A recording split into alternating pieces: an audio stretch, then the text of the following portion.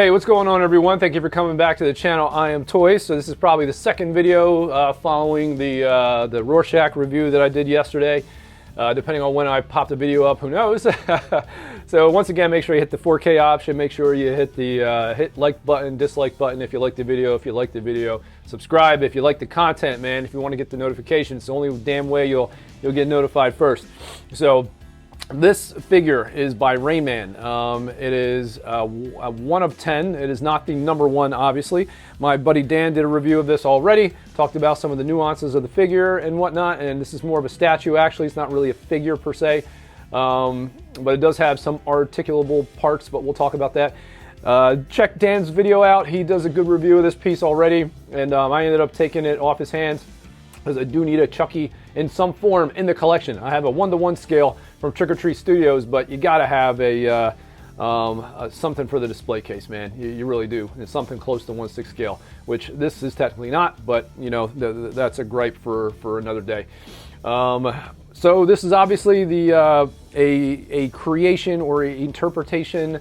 It's basically an iteration, a recreation of the most iconic, one of the most iconic film posters, you know, for Child's Play 2. So the original film was directed by Tom Holland. Chucky Child's Play was essentially created by this guy Don Mancini, and Tom Holland, not the Spider-Man dude, directed the first film. This other guy Lafayette, he co-wrote the script, I believe, on the first one, and then he ended up taking over the directorial reins on the second film. One of the things I didn't like about the second movie was the fact that they actually cut out Sarandon's character, which kind of pisses me off, and they did that because of budgetary BS, which is just nonsense. But it is what it is, man. So this was done, I think I already said, by Rayman. You know, it's 1 of 10 pieces. This is number 3. And overall, this is a dynamic set, man. I mean, there's not many things that exist, you know, of this quality out there. And as I said, you know, custom game is where it's at when it comes to some of this stuff. So we're just going to jump into it and pan the figure. As usual, I'll turn them around, talk shit about the movie at the same time, and then go from there. So I lied. We're actually going to spin him around first. So anyway, as this guy turns around, like Dan was saying in his review, I think he said the clothes were done by Yunsel. I don't know if that's, I'm assuming that's accurate. It doesn't say it on the COA. So I know Rayman obviously ran the creative team on this, you know, and everything is, the head sculpted by him, obviously. The base is probably created by him. He obviously created the Jack in the Box, and I don't know if it was 3D printed, and then you know, he 3D sculpts and then he refines it after he does it, or if it's all hand sculpted from the beginning, you know, from resin, or you know, depending on the material they're using. I don't know, but this is, like I said, has some articulation to it, some parts, and the head, I guess you could say that the Jack in the Box head is also articulable. It does bounce around. And other than that, you know, this overall, it's a great package, man. And, you know, the original guy who created this, Mancini, he, you know, and again, talking about the film a little bit, he wasn't necessarily a fan of the voodoo element that Charles Lee Ray, they incorporated with Charles Lee Ray. He felt like, I guess it didn't make sense to a degree, but it worked, you know, it holds up still to today. Again, Chris Sarandon wasn't in it, which sucks. I mean, they went a different way with the story, but it was budgetary BS that got him cut from it, so it would have been interesting to have him back in. I like Chris Sarandon, dude. He's an awesome actor, man. Fright Night, man. But this is, again, a representation of one of the most iconic film posters and in horror history, you know, I would say, and again, of a character, probably one of the best posters in the franchise. First 3 films are the best, in my opinion. That's just me. Other than that, I don't know. I don't think I want to blab anymore, really, about the film per se right now. So let's just jump into it and pan the figure a little bit, not as he's turning around, but we'll have him static, show you the COAs. I'll see you on the other side. So here's a wider out shot of him first, just to let you see what he looks like.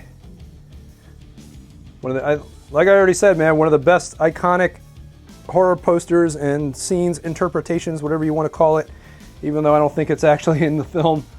You know, not even think it's not, but it's an awesome poster and a good representation. And as we go in on this guy, you know, people are probably going to say, the sculpt's not 100%, man. No shit. It's all right, though. You know, it's Rayman's interpretation. Everybody's got an art form. And you know, it's good. It captures the character. You look at it, you know it's Chucky. You're obviously not thinking it's from the new film. And everything is great though. I mean, attention to detail on the actual box is good. The Heart of Damballa also comes with this, and I hope that comes into focus. The actual head spring, or the head for the Jack-in-the-Box, with a little clown-looking dude. Spot on to the film. I mean, that's awesome. I don't know if he 3D sculpted that, then refined it, or 3D printed, then refined, or hand sculpted. Who knows? Not sure. But Rain Man, like I said, is the one with the majority control on this release. And he's not really putting out anything anymore, man. This guy's now. This is what happens to artists, man. When you're good, you get contracted, and once you're contracted with a company, like I think he's basically working with Blitzway now, and he's doing some statues. I don't know if he's working on 1/6 figures or not, and so who knows? And that probably irritates some people. You know, oh man, why is it going mainstream? I know Joe Bratton's out there like, no. But artists got to make money, dude, and that's just the way it is. So, and he's doing what he's got to do. He's good at what he does. And this is now a third piece I have from Rain Man. And the statue that he's working on, the Ledger statue, I don't know if he did the sculpt on that or what, if it was K.A. Kim. But whatever his contribution was to that statue, it's a magnificent Heath Ledger statue that Blitzway and Prime 1 are putting out. I have that pre-ordered and I cannot wait for it. But this is back when he was still doing custom pieces. And only 10 of these exist, guys. Only 10. So if you're on this run and you have it, and you still have it, I'm sure you're happy. And this movie really had some great kills, man. It really, really did. And we'll kind of talk about that on the next slide, or next side. So here he goes as he turns around real quick, and just some closer looks at the outfit. Just awesome job, man. So if Yunsel did do this, shout out to Yunsel, aka Torbox. Awesome shit, man. Did a great job. The again, shoes, I don't know if they're 3D sculpted or hand sculpted, but those are fucking just about spot on. Like I said, like the base, it's kind of fancy, shiny. And here's a close-up of the Heart of Damballa. Damballa! Very, very nice addition. And those scissors are not metal, they are plastic. And as this guy goes around one more time too, I'm going to back out a little bit so you guys can see a little seam in the back, it's a little Velcro strap. You can see right there. It's got to go on somehow, right? And then let me show you the COAs, and then we'll kind of close out. And there's the COA, as you can see, number 3 of 10. And you can see this says this certificate certifies that the doll is designed and created by R&R. No idea what the hell R&R stands for. I don't know. It doesn't stand for Rain Man and Rain Man. But yeah, like I said, it doesn't say anything about Yunsel on there. So I don't know if that was the tailor or if it was all done by Rain Man. I don't know if he tailors as well. Maybe he does. But great job though, man. The COAs are always kind of, I like how he does them. A little fancy. You know, kind of a gold, I don't know if the gold color is kind of coming through. I probably have to back out a little bit. It's gold in front of my face, but probably coming off as more of a darker brown maybe, it depends. Sometimes the color is a little off in his videos. But good job, you know, it's one of his last pieces that he did. My man's in the contracted now, and a lot of times when you are contracted, you can't do other things depending on what your contract states. Your contract may dictate that you cannot do custom pieces or do any kind of other work outside of your normal job role. And that's same for a lot of people in companies, man. I have a contract in my job. You're expected to, like I can't work for other organizations. Well, I can, but I have to sometimes get permission and to check that it's okay. And obviously, you know, a company, they don't want you putting out other work, you know, that they're not making money off of.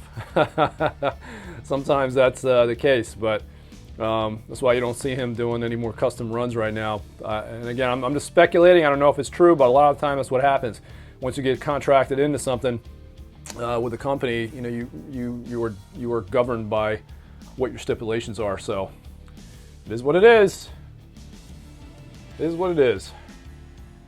All right, let's close out this video. So we're going to close out this video, guys. I hope you guys enjoyed the last two reviews. This is it's been fun over the last couple of days to do these. And as a horror guy, man, got to have a Chucky, you know, in the collection. And like Dan was saying in his review, this is more like a 1/5 scale. It's not exactly 1/6, but it does, you know, I like it for the size it is. So it does give that presence, you know, on the shelf by itself. Overall, like I said, I am happy with this piece. Kudos to Don Mancini and Brad Dourif and everyone involved for kind of being the geniuses, or at the time, to be able to put together such an awesome franchise and a character. So that's it, guys. I'll see you at the next video. Deuces.